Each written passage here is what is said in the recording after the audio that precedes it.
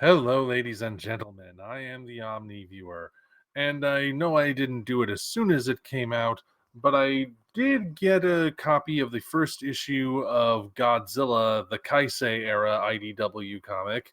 That's marking the beginning of the Kaisei era for them, and I will review it now. So, I guess it's okay that I took a little time because I've had a little time to think about it, really assess what I read in here. And just so you know, in case you did miss the New Heroes Free Comic Book Day promo, the prologue is actually included as part of this first issue. Now, first thing I'm going to note, I don't think this book should be called Godzilla. At least not just Godzilla, because that's all it is. This series is simply entitled Godzilla. You can see it. But I don't think that truly represents the series, because, well, if it weren't for that included prologue, Godzilla wouldn't even be in this first issue. Anguirus is actually the featured monster, and I will say I mean, he looks like Anguirus, but what is with those stubby little arms? Anyway, the focus is clearly more on the human characters, the elite members of G-Force. And I think maybe they should have stuck with a title that better reflected that was the focus. Maybe stick with the new heroes, or maybe do Godzilla G-Force or Godzilla Kaiju Hunters or something. But just calling it flat Godzilla, I don't think that's truly accurate to representing the book. But that's just the title. What about the actual contents? Well, I was on the fence about the art when I did the New Heroes review, which contained previews for all three of the titles that are making up this first wave of the Kaisei era. I think I've officially decided the art in this comic is kinda ugly. It's not very pleasant to look at. I mean, like, here, I just randomly turned to this page. You see how it's colored? You have a sunset that looks kind of muddy as opposed to being warm and golden. These other panels are all washed out and gray and kind of flat looking. Some other examples might be, well, again, we look at the actual preview section. Well, actually, here, a note on the armor that the G-Force characters wear. I don't think it makes any sense. I really don't. This looks like it comes from a parody of Mad Max with those shoulder pads with spikes, but only on one side, and the gauntlets, and none of it matching each other, looking like it's cobbled together.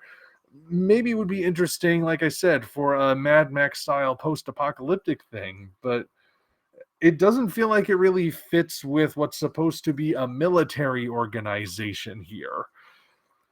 And the actual art itself, the way things are drawn, well, okay, I don't want to be too harsh. The human characters do look consistent throughout each panel. And, well, um, I mean, there are some kind of odd expressions, like you can see here, that kind of stick out with the more realistic style they were trying to go for. And some of the characters' proportions feel just a little bit too lanky, but I don't know. This is not my favorite artistic style that I've seen in a comic, particularly when it comes to the color scheme. As for how it's written, though, well, I have some thoughts on that.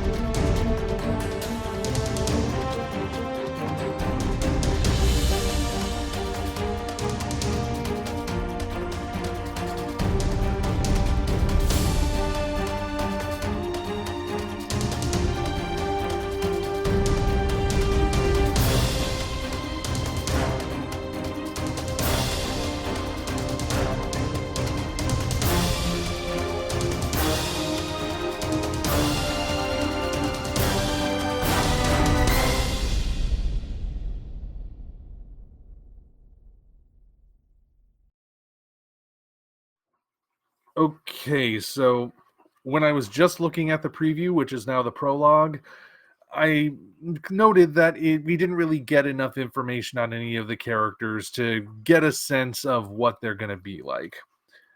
This time we do.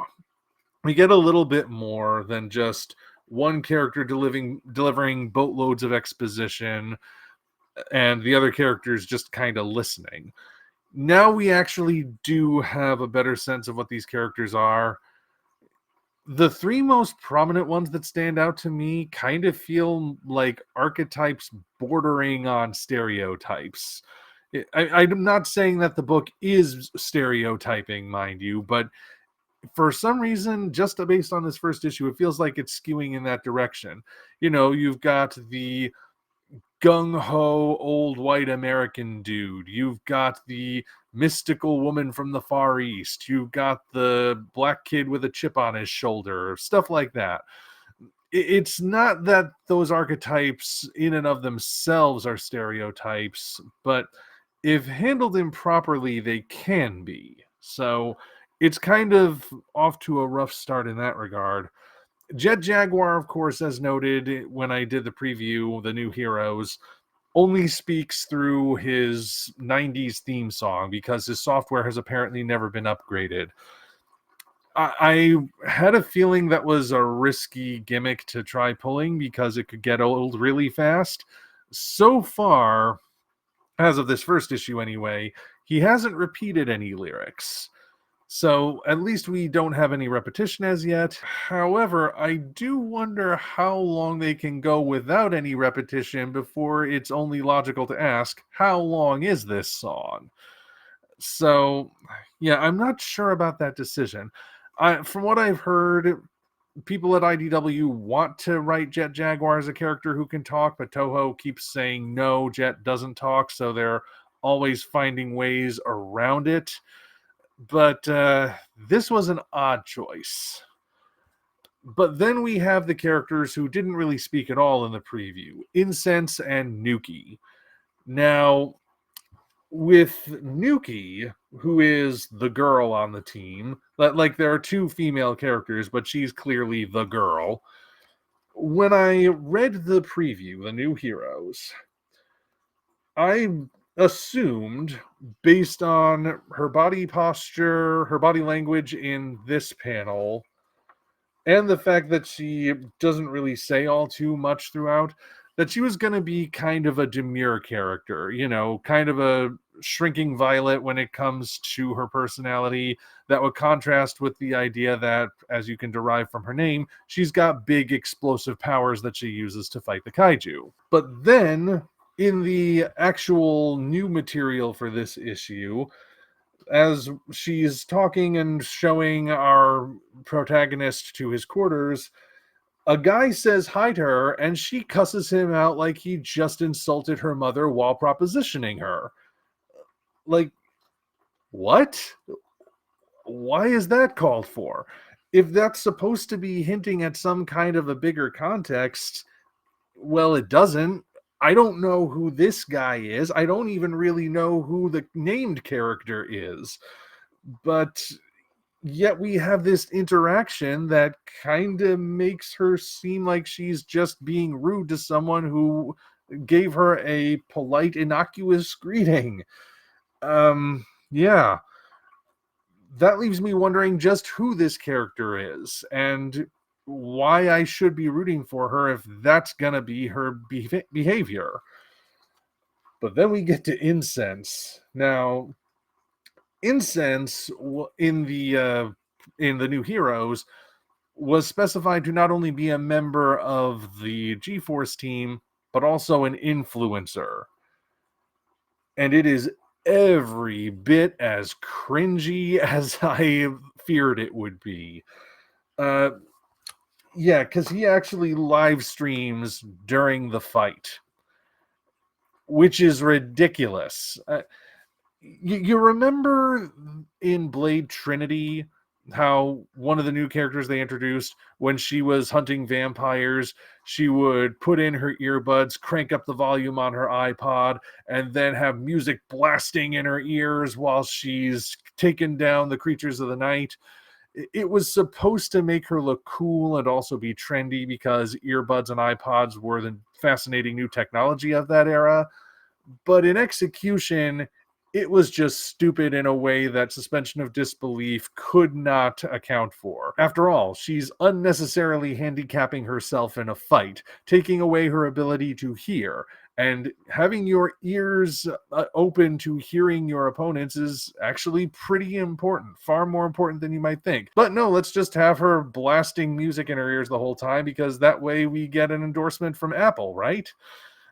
It's kind of like that. They're including an influencer character on the team to try and be trendy because, there are influencers out there that are big in the internet space, and the Godzilla series has never really had such a character like that before.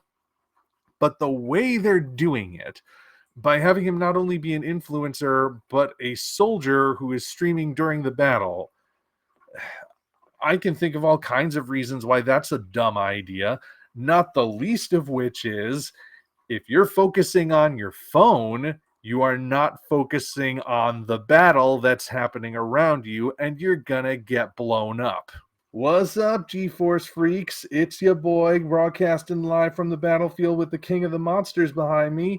Now, my CO has informed me that where I'm standing right now puts me at a tactical disadvantage, but I've determined that the lighting here is just right to really catch the glow of my skin the way it's supposed to be.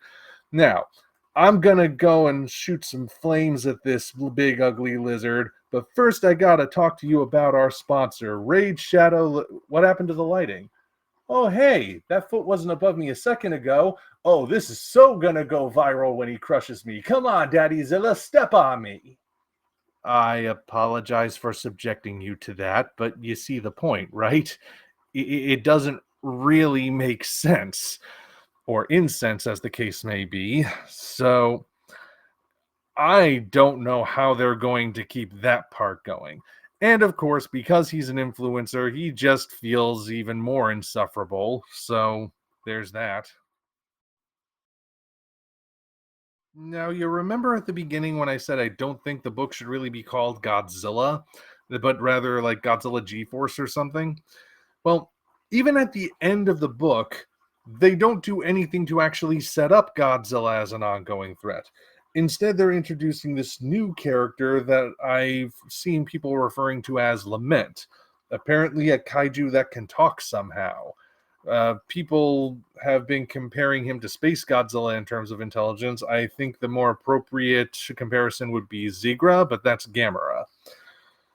But anyway, clearly this guy is going to be the big threat right now, and Godzilla's not present anywhere else in the book aside from the prologue, which isn't even officially part of this issue because we already got it in the Free Comic Book Day special.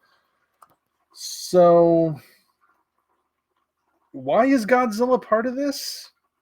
Like, obviously, I'm thinking Godzilla's going to play a role at some point, but he's not really featured in this first issue. I doubt he's going to be in Escape the Dead Zone all that much. He's probably not going to be in Starship Godzilla at all. So then, why is this a Godzilla universe? Is that the only way it could get greenlit? Like, if it was like, wasn't an original idea and they said, well, if you make it a Godzilla idea, we'll go with it? I don't know.